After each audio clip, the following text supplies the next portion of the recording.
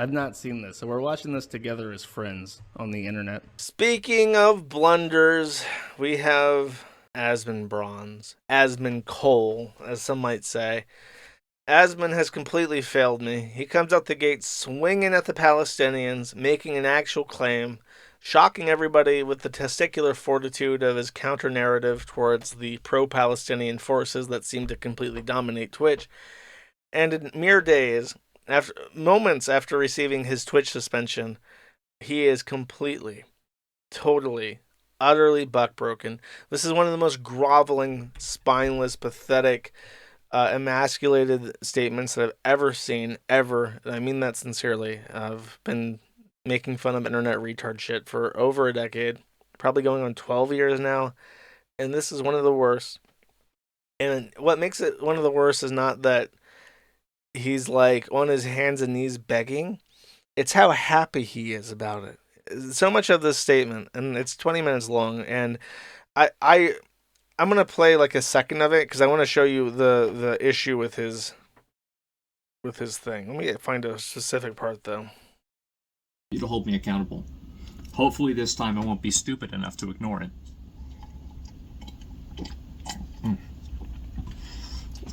His mouth is cotton mouth dry. Every smack, every lip smack, every time he flicks his tongue, every time he opens his fucking mouth, you hear all of it. The way he desperately chugs water is just like, what the fuck? I am 100% certain that he is on Adderall. Because the only other person I've ever heard with such disgusting fucking mouth noises in their video was Corey Barnhill, the pedophile. And he was like an Adderall junkie. From what I remember. And he had the same thing. He had that cotton mouth that was never satiated. The way he desperately, just like the way the water is like sloshing on him, is just like, it's unlistenable. Literally unlistenable. I listened to all of it just to get prepped for the stream. I will summarize it. He starts off the stream by thanking everybody for the ban. He says, "Thank you, Twitch. Thank you, everybody who reached out to me. Thank you so much." He said the ban was fully justified. He said that he really appreciates being banned because when he was planning to go live that day before he got banned, he was so nervous. He felt so under pressure. He didn't know what to do. And then when a moderator texted him and said, "Hey, buddy, sorry you got banned," he's like, "Thank God. Thank God." It was like a weight was lifted off his shoulders. Thank God I now have time to retrospect and process the magnitude of my blunder. And then he goes on. He says that after speaking to Hassan, he realized how stupid he had been. And you know what really stuck out to him? The number one thing that really convinced him was the messages he got from you, his audience. He's got messages from people who had sent him messages on Twitter years ago. So like their last message was 2017, and he got a message just recently like, "Hey bro, how you doing?" And then he even says this. I think this is it.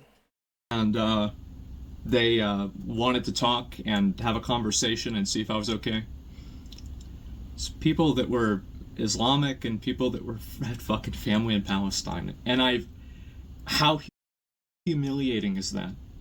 He was saying that people from Palestine, people who had family trapped in Palestine, reached out to him and were like, "Hey buddy, how you doing? How you doing, pal?" And it's like the humanity from the Muslims and the Palestinians directed at him, not of anger, but of concern, made him realize what a fool he had been, calling for the deaths of these innocent people who didn't do nothing ever. And he was so humbled by this.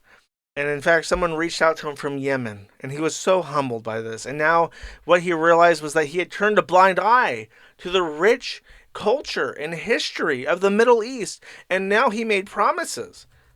Oh, can I get this? Let's see. Oh, here we go. I think that after all this, I think towards the end of next year, I think I'd like to visit the Middle East and see it for myself. He's going to go there. He's going to go there and see the beauty of the Middle East and the beautiful, rich cultures and people that live there so he can learn. He can truly learn how wonderful they are and how terribly wrong he was. So he sits there and he explains this for a full fucking 20 minutes, just smile on his face. He even says that his father said, "Hey, bro, you're being kind of an asshole recently." And he just kind of shrugged his father off. But now he realized his father knew something was up. The pressures of streaming and of trying to develop the businesses like OTK, that I don't even know what the fuck that is. But he stepped down from it as a result of this. He realized he was pushing himself too far, and he wasn't having fun, and he was being kind of an asshole, and his dad was right for calling him out, and so were his fans, and he begged his fans and said, fans, if I'm ever acting like an asshole again, you just tell me, hey, Asmongold, you're acting like an asshole, because I want to learn, and I need you guys to keep me accountable, is what he says. And then at the end, there's one more thing towards the end. I remember he was explaining the best part, the most obvious part to me of what really happened was that he explains that streaming is his life. It's all he does. He streams hours a day every day, and he never does anything else. And there's tons of stuff that he wished he was doing instead of streaming all day, and he needs to take more care of himself. And I think that was telling because this realization comes after being banned. And I think what it was Twitch just pulling his chain. They yanked the chain and he fell to his knees. And he realized at that moment he was helpless. He relied on Twitch. His entire life was held in the hands of a company that owed him literally nothing. That they could crush him at any second. With no recourse, no appeals, total finality, with absolutely no rights in his corner. He was a independent contractor that they could at will terminate association with and completely end his entire fucking life. And so when Twitch yanked his chain and brought him to his knees, he gazed up at the enormous face. 10 years it had taken him to learn what kind of smile had been hidden beneath the dark mustache.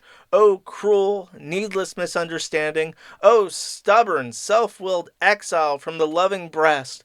2 gin-scented tears trickled down the sides of his nose.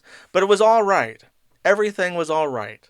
The struggle was finished. He had won victory over himself. He loved current thing. Like pottery chat. Donald Trump predicted all of this. QAnon said, when we go one, we go all. He was right all this time. I did not write this in advance. That is the ending. That's literally the ending of It's literally 1984. It's the ending paragraph. He in the story, there's pictures of Big Brother everywhere, and he realized at the end, oh, he really does. He understands now how people could love him so much. A guy that may not even exist. Twitch made him realize, oh, he really does love them. He does love them. He understands, oh, and it wasn't their fault. It wasn't their fault for having to punish him. It was his fault for being out of line to begin with, for being the stray sheep in the herd. He had one victory over himself. Thank you, Hassan. That's stupid.